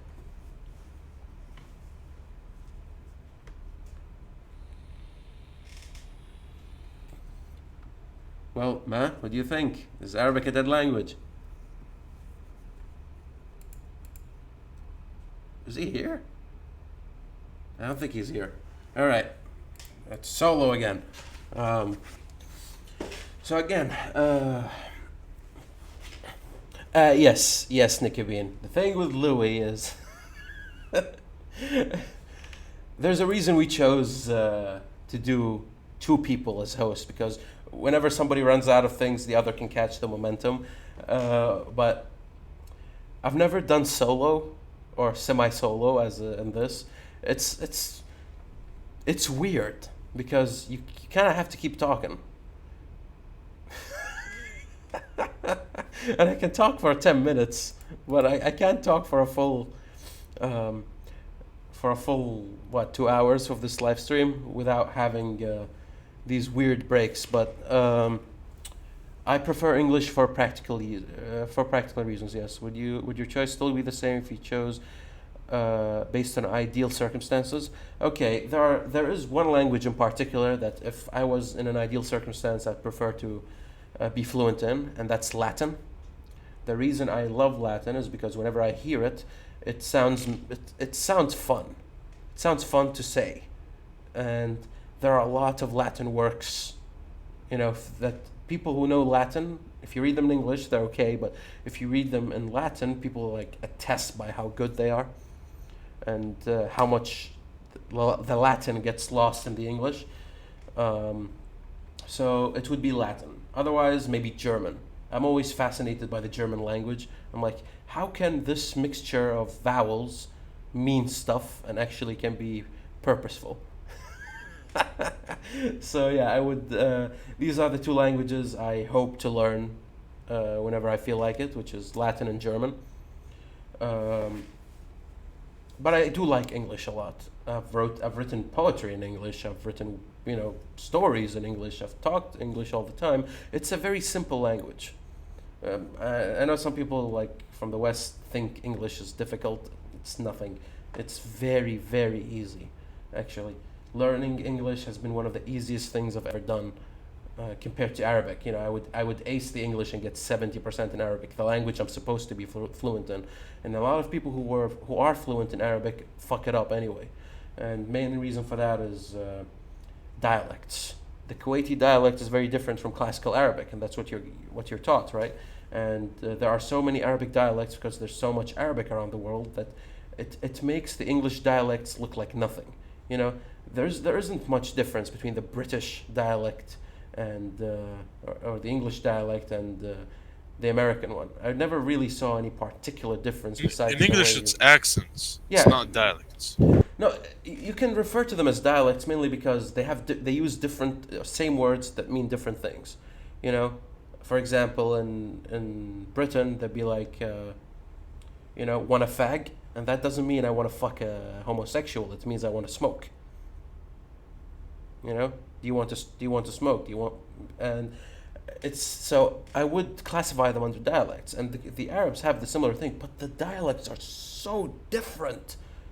Dude, if Mahir, who speaks in his dialect and I speak with my dialect, there is a language barrier. I swear. That's true. And it's even seen more if you go west. Start going to Morocco and these places. It becomes pretty much a different language. Well, yeah, precisely. You have to learn all the new stuff, right? And the basics are the same, but that's the point of a dialect, is that the differences are a bit radical. I mean, we use, for example, compared to the Egyptian dialect, we use the word aish for rice, while the Egyptians use the word aish for bread.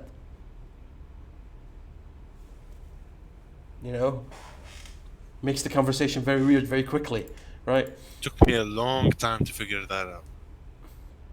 I was really confused. Yep, yep. Aish in my dialect just means being alive.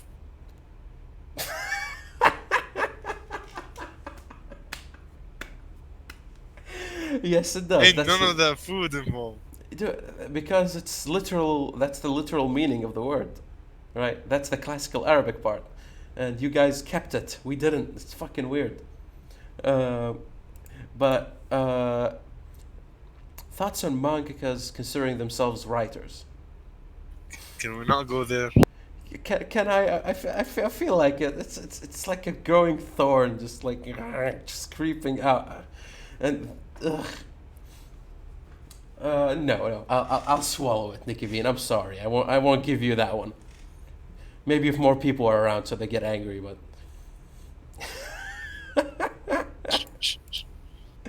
and yeah, the simplicity of English allows the variety of all the accents, but you don't need to stray off the actual English too much, because if you learn how to speak English and you go to America or Great Britain, you wouldn't suffer too much. From just because the variation isn't so far off the mark. You learn classical Arabic, you can't even speak with people here if you speak classical Arabic. Do you know how uncomfortable somebody would be if you spoke classical Arabic? This is my only real problem with Arabic. Like, if you ask me the question of which one I would prefer, I would say I've my whole childhood I thought, well, not my childhood, but for a while I thought English was the better language until I started using it all the time, and now I've grown to respect Arabic way more because English it's very weak. Not only is it easy, linguistically speaking, it's a weak language. Yeah. Unless you see weakness and strength as how many people you can access, how much knowledge you can access. In that case, it's a very strong. But from purely linguistic points, Arabic is way stronger. But just Arabic is not casual enough to be able for you to speak it. Not everyday conversation. Classical Arabic. It's a bit intense, right? Arabic is a bit too intense. When you have one word having 40 synonyms that you can use, that makes it great for poetry, but that doesn't make it great for the guy who just want to talk about it casually. But I want to take one break here and we go to the bathroom real quick. You can keep the stream. You can keep bitching about the differences in languages. 1 second.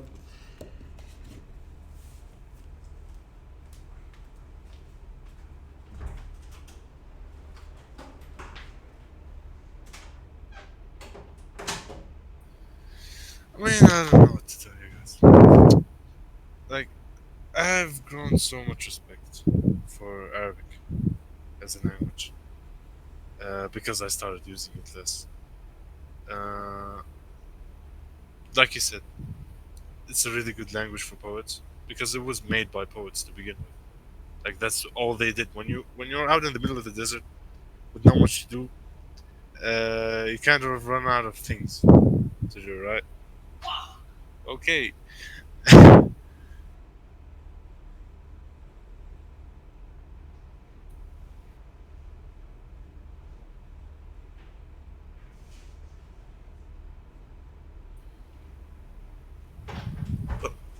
It's so difficult.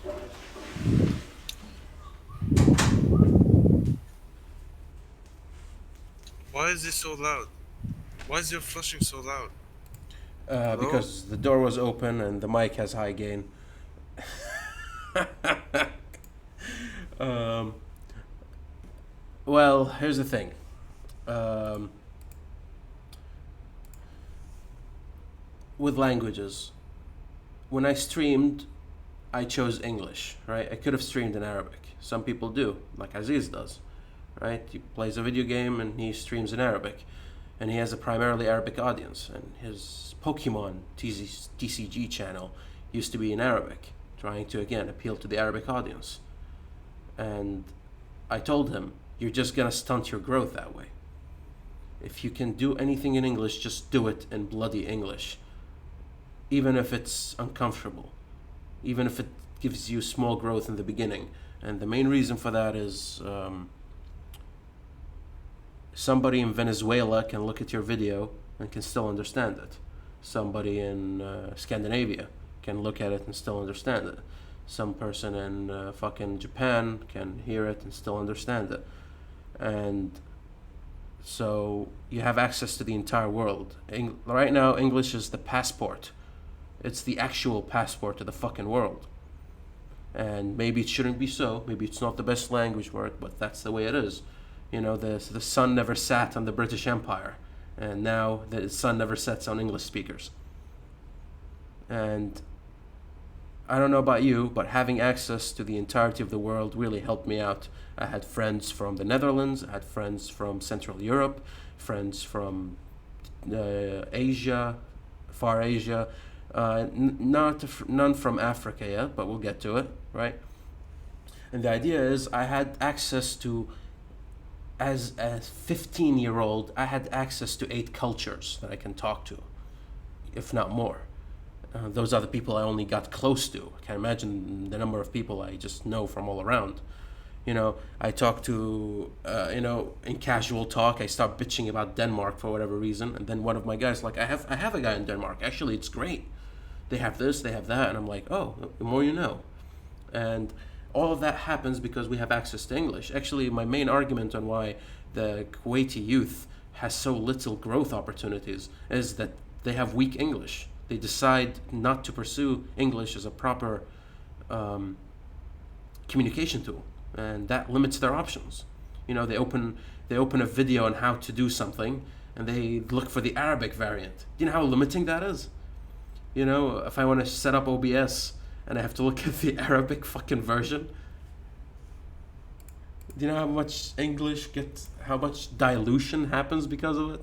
No, I think it's impractical not to learn English as a citizen of the world, you know? Even if you love your own language and culture and you want to write in it and all that, you need minimum English. Because you just have access to everything. You know, there's a reason the Type C and micro USB caught on, because they're universal plugs. Everybody can use them. You know, iPhone sucks because they don't use the universal plug. Had they would have had a better phone. People have standardized electricity rules. You know, people don't use different systems for electricity, right? And English is the same. It's just convenient. You have access. Let's agree for this as the base knowledge that we can build everything on, and let's proceed from there. Ow, phone fell. So, yeah, to my argument, it's ridiculous not to actually pursue English as a tool of communication.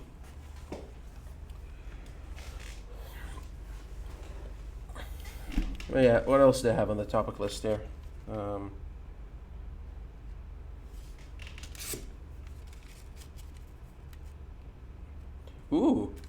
So Mike Zuckerberg decided to evidently defend the free speech by not censoring Trump on Facebook. Mike Zuckerberg. Great job. I'm not unhappy about this, but are we finally experiencing the reverse trend of the SJW movement? Did is Zuck the start of realizing, oh, people don't want to be censored? Who would have thought? People want to hear the other side. People want to have the ability to express their opinions without harsh social consequences. Right? That actually gives you more views and more people on your platform. Who would have thought, right? And again, I don't like the Zuck, but that's a good move on his end. And I hope people catch the memo. Guys, just let people talk, let people be outrageous. How many comedy specials do we have to give high scores to before you guys realize that, this LGBT fucking SJW crap isn't working. It's making nobody happy.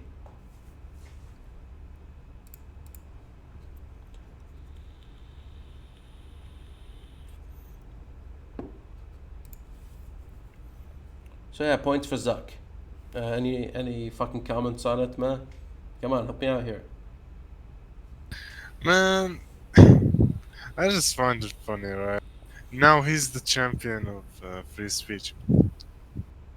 This guy's a living meme, and I love that. We can debate whether or not he's living. I'll leave that for 4chan. No, it's rich coming from Mike Zuckerberg or Mark Zuckerberg, isn't it? Like the irony. Facebook defends free speech. It's just. And he waited until it's Trump's speech to be protected. It's. What happened to his whatever, like the questionnaire that they did? What questionnaire? Like when he was held up in court, Yeah, got a lot of memes out of that. I think they fined him, and they shat on him a bit, but that didn't do much. Again, it's very hard to hurt a company as big as Facebook, even if you fine them a couple of billions. They don't care. They'll fix the rules and find ways to cheat them. Big tech is a bit. I saw a video on this, basically making an analysis of how big tech should be broken apart the same way the oil companies that were monopolizing oil got broken apart. And the only problem is that oil was simple. Dig stuff and sell it, right? How do you break something like Google with everything being interconnected like that? How do you break something like Facebook? How do you break these big companies apart? It's very different from when it was the oil companies. It's a very difficult question with big tech. But there's no alternative. To me, what Google did to Huawei was fucking scary, right? Where they stopped, disallowed them from using the Google apps for whatever reason, right? And because the US got angry at them for a while. To me, this scares me because that means eventually, if let's say Google takes over this huge section of the market and decides that my way of doing things disallows me from using their apparatus, me as a person. We're so dependent on YouTube and Google and these things that to me it's very scary. What happens if they take them away? Will we stand up for each other, or will we do what the gamers do and just bitch and complain and then keep using it? I think it's gonna be the latter. Yeah, because why do they just keep using it? Because there's nothing good to replace the Hearthstone or Call of Duty. Funny enough, they don't have another option. There is. Hearthstone. If you want a free-to-play card game, do you know how many free-to-play card games there is out there? It's basically like a national sport at this point to make a fucking card game, And if you want Look who's talking. It is, right? It's easy. The card game market is exploding, right? Um, if Overwatch has competition in Paladins.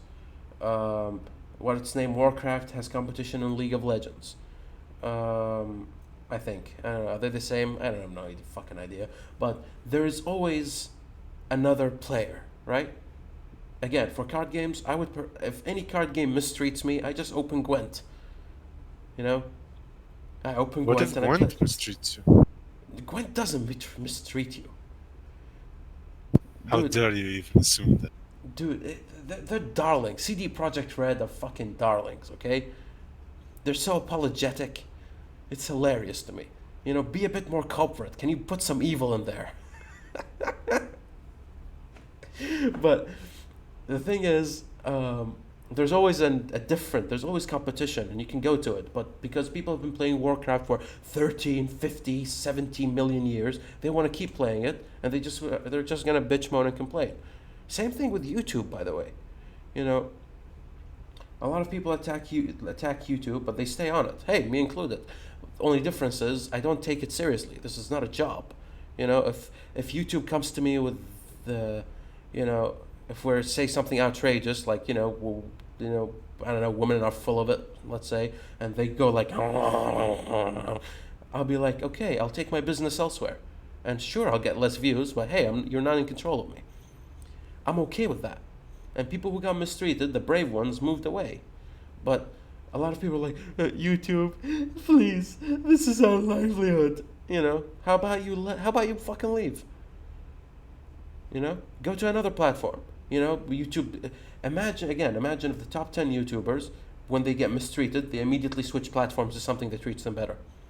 What happens? YouTube loses. And then they're going to do everything to pull them back. And not everybody will be pulled back. Again, that's what Mixer is doing, right? Every time they mistreat some guy, they just pull. They get ninja and they get few things in. The reason for that is, well, you can't mistreat your employees. That's an incentive for that employee to go to another company. Or at least that's how it should be. But people love this site too much, man. I mean, I love it too much, to be fair, but I don't love it enough to. I don't love it enough to not abandon it if it mistreats me. Well, maybe that would change with the whole livelihood situation if you put yourself in that position. I will never. There is a point. Dude, if I make so much money from YouTube, I would still not make it a full-time job. Because you have a brain, but see, there's the problem. No, because I don't want to escape. YouTube is my relaxing time. I show up on this stream with you guys to relax, and I hope you guys relax with me and enjoy what we do. And that's all there is to it. Hope, If you guys like our jib, by all means stay, And I hope we develop, and grow and all of that, but that's not important. But if it becomes a job, well, I have to talk about the new things. I have to agree with the audience. I have to start up a Patreon. I have to do all these things that I don't want to do. I have to be fake. Look at these vloggers, those poor fucking vloggers.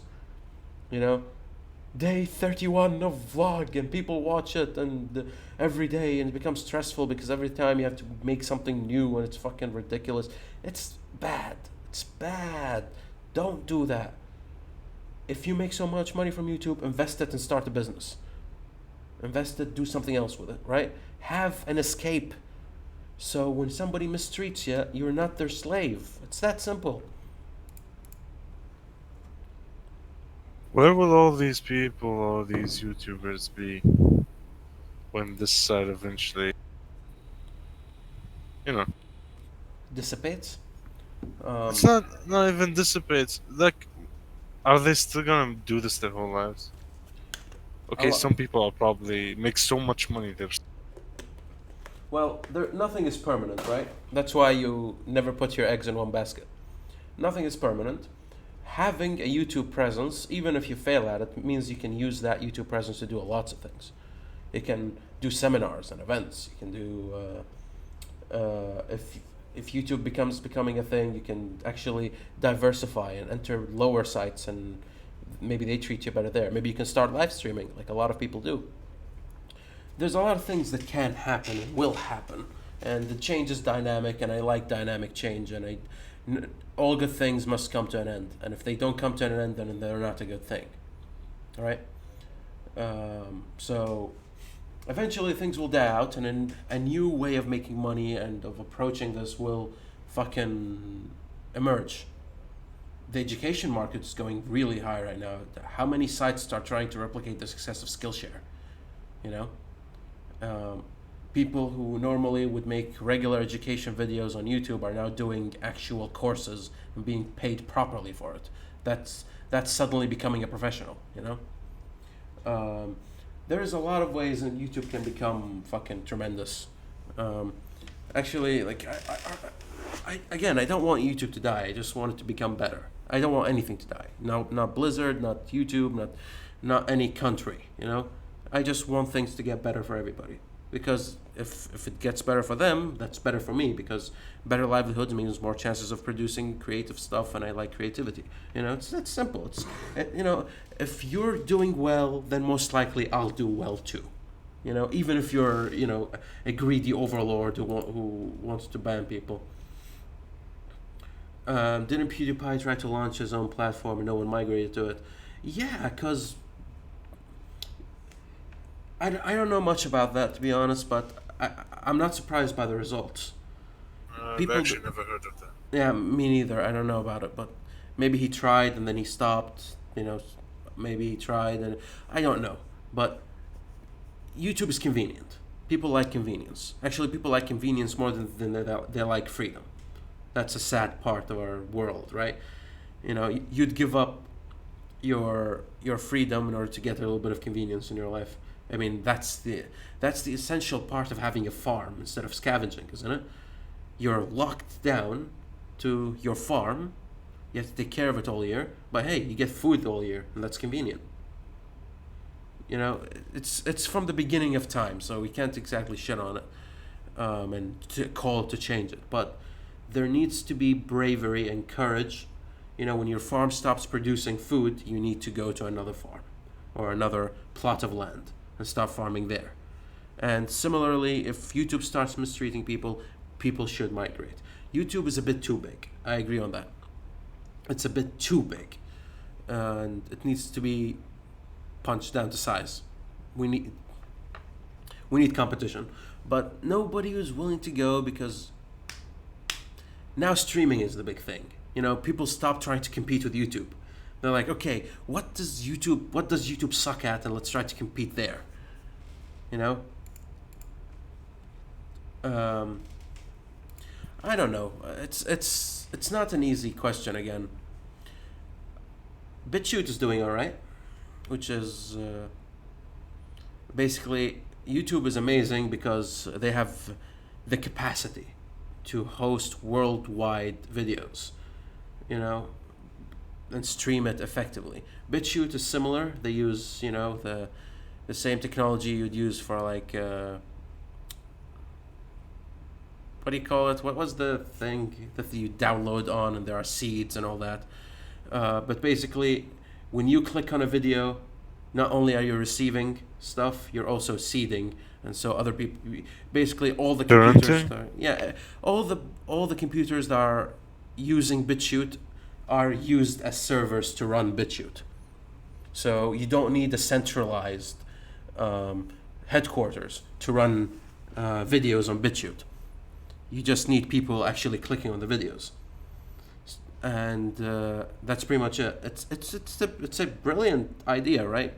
But people won't go to it because they're like, okay, if I open it on YouTube, it's different, and it's 0.1 second slower. I mean, something like that would be a bit hard to get off the ground. It would be amazing once it is off the ground, but it's gonna be hard to get there. Plus, people just like the thing they're familiar with, the comfortable thing. They're not gonna change for any cause they get angry about for a week or two. Well, yeah. And Hassan, I understand what you're trying to say. You know, when you say that gypsies, you know, by that logic, gypsies are right for choosing freedom over convenience, but we know that's not the case. I'm saying, though, that there is that choice to be made, right? And I made the example, like, since it's, you know, agriculture is, you take some freedom out for convenience of having food all day long. And it produced the complexity of society. You know, if you live in a city, you're not technically free from that city. You depend on it for certain things, and dependency is not freedom. However,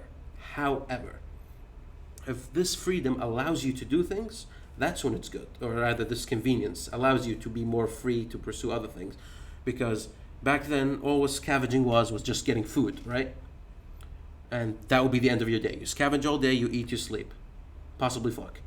But if you have a farm, especially if it was a wheat farm, because wheat is, you can be a bit lazy on it, you have more time to, like, you know, do music, and that makes you freer because now you can do something you love. Similar, YouTube, the convenience of YouTube allows you to pursue creativity, but again, if YouTube starts mistreating you, isn't it your duty for your freedom of expression to actually move somewhere where you can be creative? That's my argument here. If the farm stops producing food, you must pursue another way.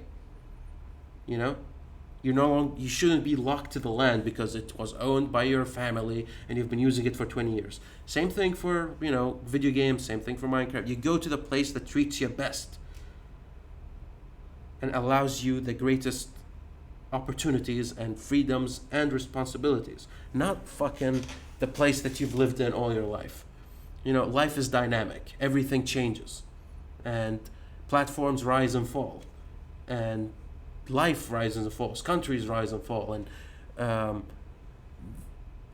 people are addicted to constants and safety. And there needs to be a degree of danger. Otherwise, you won't produce anything in life. That's, again, that's what I'm arguing here.